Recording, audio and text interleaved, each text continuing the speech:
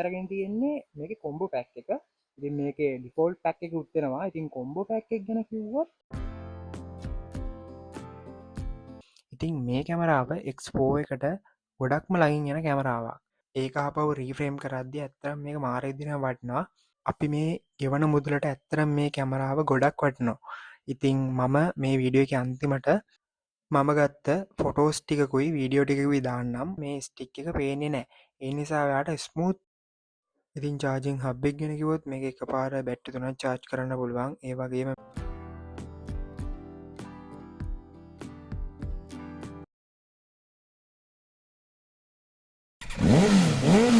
Hi guys, welcome back to my channel. ඉතින් අද video එකෙන් මම අරන් එන්න හදන්නේ මම ගත්ත 360 කැමරා එක ගැන. ඉතින් මේ 360 කැමරා එක ගැන කිව්වොත් මේක මේ දැනට මාකට් එකේ ගන්න පුළුවන් මිල අඩුම කැමරාව. ඉතින් අපි දන්නවා මේ දවස්වල තියෙනවා Insta360 තව DJI ලා 360.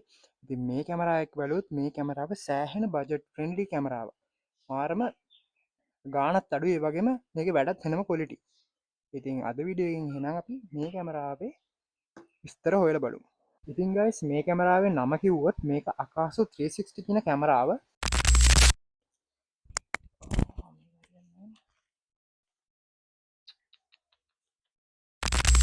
ඉතින් guys මම ඇත්තටම ඉන්ටර්නෙට් එකේ එහෙම හොයලා බැලුවා. ඉතින් කවුරුත් මේ කැමරාව ගැන ලංකාවේ කවුරුත් වීඩියෝස් කරලා තිබ්බ නැහැ. ඉතින් මම හිතනවා මේක මටත් අලුත් එක්ස්පීරියන්ස් එකක් වෙයි. බලන ඕගොල්ලන්ටත් අලුත් එක්ස්පීරියන්ස් එකක් වෙයි. ඉතින් කවුරු හරි දන්නවනම් මේ කැමරාව මීට කලින් කවුරු හරි වීඩියෝ කරලා තියෙනවා කියලා මේකට කමෙන්ට් එකක් දාගෙන යන්න. ඉතින් අද වීඩියෝ එකෙන් guys මේ කැමරාව අපි අන්බොක්ස් කරලා බලමු.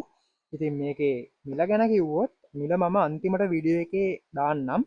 ඉතින් ඔයා මීට අමතරව guys මම මේ කැමරාවෙන් වීඩියෝස් මගේ channel එකේ ඉස්සරහට දාන්න බලාපොරොත්තු වෙනවා short and long.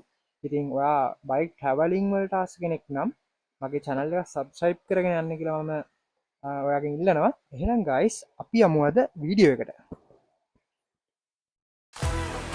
They say some moments can't be fully captured, but we beg to differ.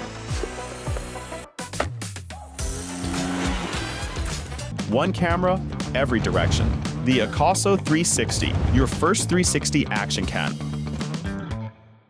ඉතින් guys මේ කැමරාව ගැන කිව්වොත් මේ කැමරාව තමයි Akaso 360 කියන කැමරාව. ඉතින් මම මේ අරගෙන තියෙන්නේ මේකේ කොම්බෝ පැක් එක.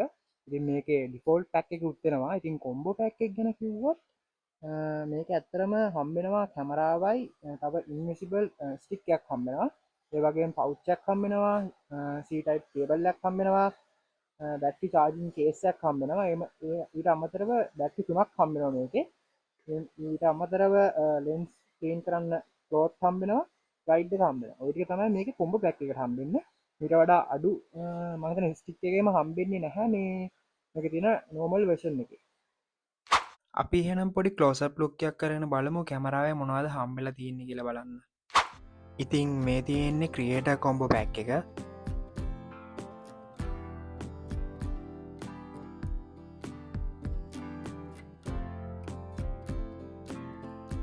ඉතින් මේක ඕපන් කරපු ගමන්ම ඔයාට මේකේ ප්‍රධාන වශයෙන් කොටස් 3ක් තියෙනවා. ඉතින් එකක තියෙන්නේ කැමරාව, අනිත් එකේ තියෙන්නේ කැමරාව චාර්ජ් කරන්න එන චාර්ජිං හබ් එකයි, ඒකට එන බැටරි ටිකයි. ඊට පස්සේ ඔයාට මේ පේන්නේ මේකට එන සෙල්ෆි ස්ටික් එක. ඉතින් සෙල්ෆි ස්ටික් එකත් අරගෙන බලමු අපි මේක කොහොමද කියලා.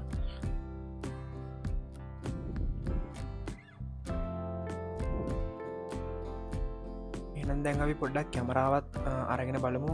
කැමරාවේ දැන්වාට පේන ඇති මේක මේ කැමරාව මේගොල්ලෝ කැමරාවට පෞච් එකක් වලත් තියෙනවා කැමරාව ප්‍රොටෙක්ට් කරන්න.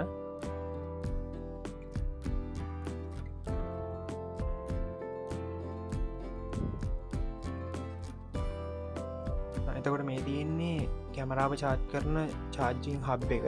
ඒත් එක්කම මේකට මම ගත්තේ බැටරි 3ක් තියෙන එක නිසා මේ බැටරි 3කුත් මේකට මේ ඇවිල්ලා තියෙනවා.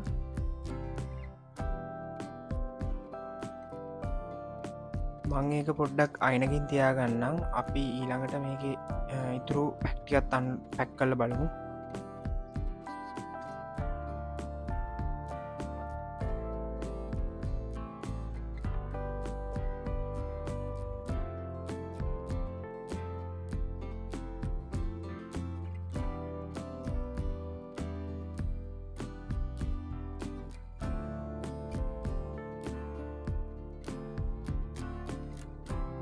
ඉතින් චාර්ජිං හබ්බෙක් ගෙන කිවොත් මේක එක පාර බැට්ටි තුනක් චාර්ජ් කරන්න පුළුවන්. ඒ වගේම මේකට සීපෝට්ටක් ඇවිල්ලා තියෙනවා.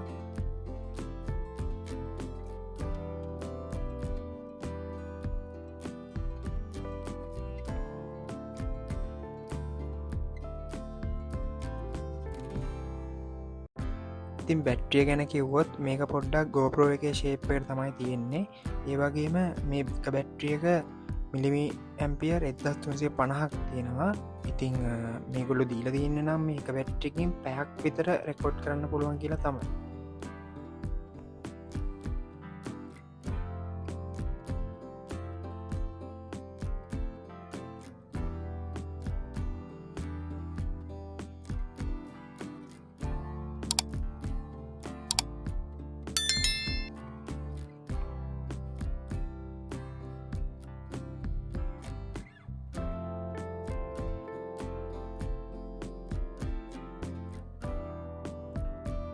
ඉතින් මේක කැමරාව ගැන කිව්වොත් මේ කැමරාව ගොඩක්ම Insta360 කැමරාව ශේප් එකට සමානව තමයි හදලා තියෙන්නේ.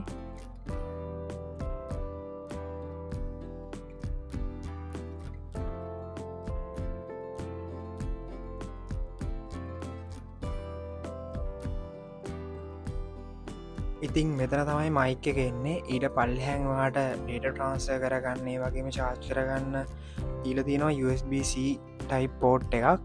ඉතින් ඒ වගේම මෙතන තමයි අපේ බැටරිය include කරන්න තියෙන තැන. ඉතින් ඔයාලට මේ විදිහට මෙතන unlock කරගෙන බැටරිය input කළා ඔයාලට මේක light lock කරගන්න පුළුවන්.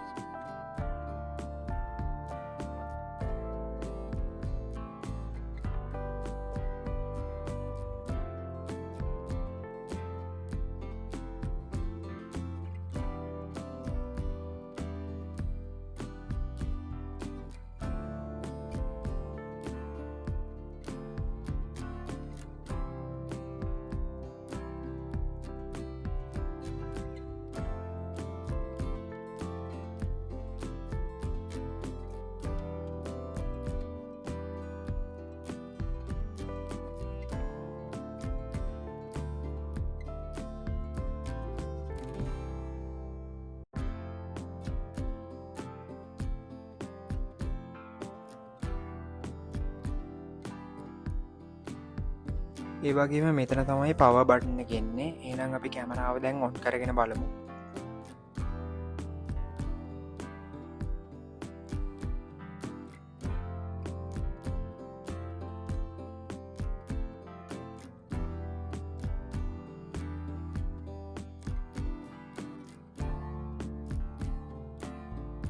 ඉතින් ඔයාලට මේ කැමරාවේ 4K 24 fps ඉඳලා 5.7K 30 fps වෙනකං විවිධ ප්‍රමාණයේ ෂූට් කරන්න පුළුවන් හැකියාවක් තියෙනවා.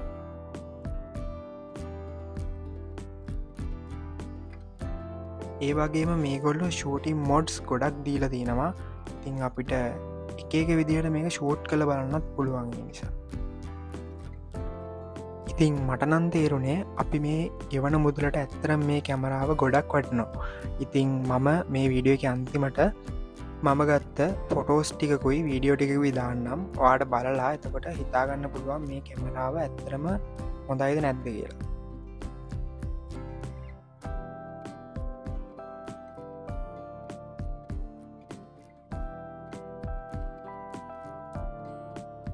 ඒ වගේම කියන්න ඕන මේ සෙල්ෆි ස්ටික් එක ඉන්විසිබල්. ඒ කියන්නේ ඔයා සෙල්ෆි ස්ටික් එක අතේ තියන් වීඩියෝ කරනකොට මේ ස්ටික් එක පේන්නේ නැහැ. ඒ නිසා ඔයාට ස්මූත් වීඩියෝ කරන්න පුළුවන්.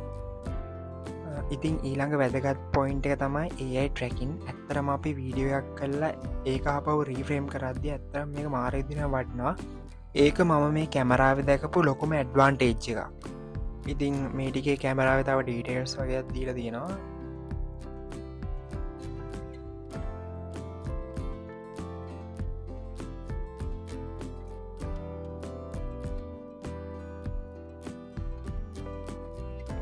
ඒත් එක්කම මේ පැත්තේ තියෙනවා මේක මේඩ් ඉන් චයිනා. ගයිස් මට කියන්න අමතකුණා මම මේ කැමරාව ගද්දි ඒකට මෙමරි කාඩ් එකකුත් ඇඩ් කරා. ඒකත් අකාසෝ බ්‍රෑන්ඩයෙන් එන 128GB මෙමරි කාඩ්ඩයක්. හරි මම දැන්ගෙන්න්නම් එහෙනම් මේක ප්‍රයිස් එකට ඉතින් මම මේක ඉම්පෝට් කරේ ජැපෑන් වලින් ඉතිං එතකොට මට යෙන් 43,000ක් වගේ ගියා එතකොට ලංකාය මුදලින් බැලුවොත් ඒක ආසන්න වශයෙන් 90,000ක් වගේ වෙනවා ඉතිං මම ගත්ත ලිංක එකත් දාන්නම් මට බලන්න ඉතිං ලංකාවේ දැනට ජනප්‍රිය Insta360 වල X5 කැමරාව without bundle එකයි 60 උඩ වගේ යනවා ඒ වගේම X4 කැමරාවත් එකයි 40 උඩ වගේ යනවා ඉතිං මේ කැමරාව X4 එකට ගොඩක්ම ලගින් යන කැමරාවක් ඉතිං ඔයාට මොකද හිතෙන්නේ අපි ගෙවන ගානට මේ කැමරාව සාධාරණයක් කරනවත් එහෙනම් මේක ෆයිනල් වීඩියෝ එක බලලා ඔයා අයිඩියයක් අරගෙන කමෙන්ට් ඇත්දාගෙන යන්න ඒ වගේම ඔයාට තව මේ කැමරාව ගැන මොනවම හරි දැනගන්න ඕන්න ඒකත් කමෙන්ට් එකක් දාගෙන යන්න එහෙනම් අද වීඩියෝකින් ගිහින් එන්නම් අලුත් වීඩියෝකින් හම්බෙමු